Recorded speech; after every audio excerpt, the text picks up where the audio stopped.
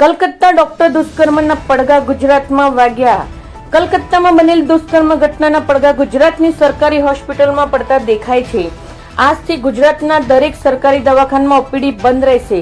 દર્દીઓ માટે માત્ર ઇમરજન્સી સેવા ચાલુ રહેશે. અમદાવાદની શારદાબેન સિવિલ જીસીએસ જેવી હોસ્પિટલ સાથે હજારોની સંખ્યામાં સમગ્ર ગુજરાતમાં જે ડોક્ટરો હડતાલ પર બેઠા છે.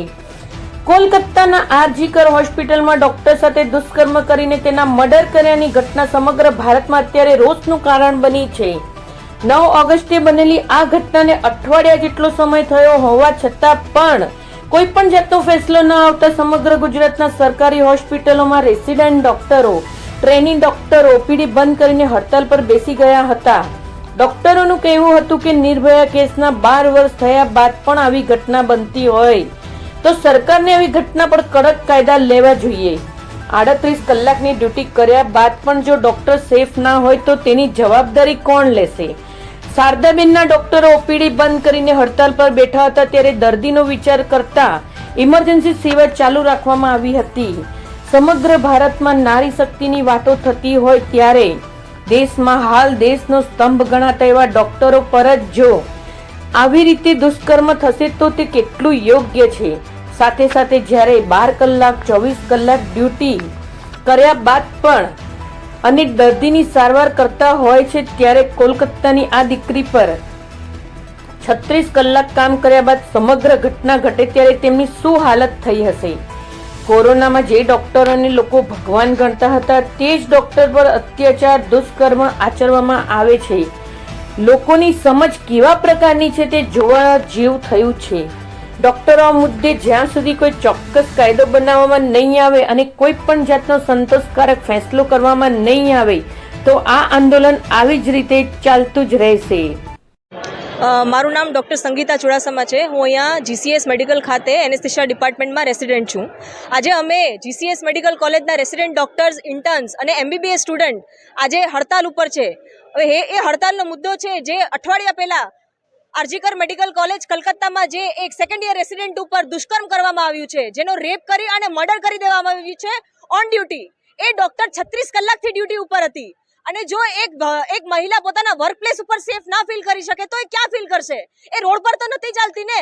જ્યારે છોકરીને ક્વેશ્ચન કરવામાં આવે છે કે અહીંયા હતી, એ રસ્તા પર ચાલતી હતી, આ તો એની ડ્યુટી પર હતી, છતાં એના જોડે આવું કેમ થયું?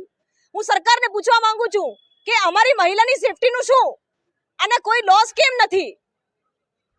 અને આ આપણે ખાલી વસ્તુ મેડિકલ ફ્રેટર્નિટી સુધી લિમિટેડ જ નથી. આ વસ્તુ એની છે જ નહીં કે ડૉક્ટર કરતાં પહેલાં પણ એક સ્ત્રી હતી અને ગઈકાલે 15 ઓગસ્ટ હતો. આપણે 78 યર્સ ઓફ ઇન્ડિપેન્ડન્સ સેલિબ્રેટ કર્યું. કઈ વસ્તુનું સેલિબ્રેશન કરીએ છીએ, કઈ સ્વતંત્રતા મનાવીએ છીએ જ્યાં દરેક ફિમેલને રાત્રે ઊંઘતા જાગતા વર્ક પ્લેસ પર ડ્યુટી કરતાં પણ વિચારવું પડે તો કોઈ મતલબ જ નથી.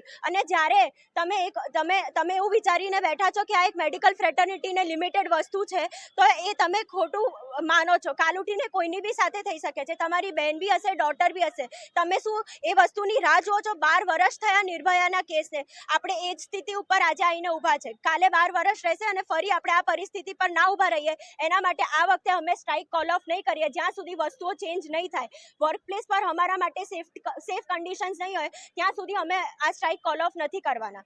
36 થી 38 કલાકની ડ્યુટી કર્યા પછી બી રાતે અમારે વિચારવું પડે કે રાતે અમે ક્યાં ઊંઘવા જઈએ તો પછી કોઈ મતલબ જ નથી. કોવિડ વખતે અમે આ વસ્તુ ખાલી એક ત્યાંના મેડિકલ કોલેજની ને આ ઇન્ડિયાના દરેક ડોક્ટરની, આઉટ ઓફ ઇન્ડિયા આવું નથી. ઇન્ડિયાના ડોક્ટરો જે સ્થિતિમાં કામ કરે છે એ કોઈને નથી ખબર. તમે ખાલી કોર્પોરેટને જોવ છો પણ જે સરકારી મેડિકલ કોલેજીસ આખી એક રેસિડેન્ટ ડોક્ટર ઉપર ચાલે છે. 36 કલાકની 48 કલાક પણ ડ્યુટી કરવી પડે છે ત્યારે અમે ના નથી પાડી શકતા. અમે પેશન્ટને ના નથી પાડી શકતા. અને જ્યારે કોઈ પેશન્ટની મૃત્યુ થાય છે ત્યારે એ ડોક્ટરોને બી મારવામાં આવે છે. ત્યારે એ બધી વસ્તુ અમે સહન કરીને પણ આ ડ્યુટી પર આવીએ છીએ.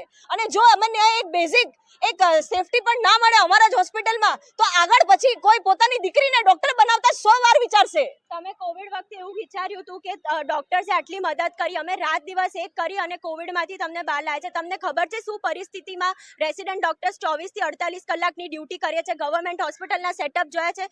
ના સરખા વોશરૂમ હોય છે, ના સરખા ડ્યુટી રૂમ્સ હોય છે. ક્યાં ઊંઘવાનું, ક્યાં ખાવાનું કોઈ જોવા નથી આવતું. અને છતાં બી કશું ખોટું થાય તો અમને મારવામાં આવે છે, અમારો રેપ કરવામાં આવે ને અમને મર્ડર કરવામાં આવે છે. આ વસ્તુ અમે નહીં ચલાવીએ.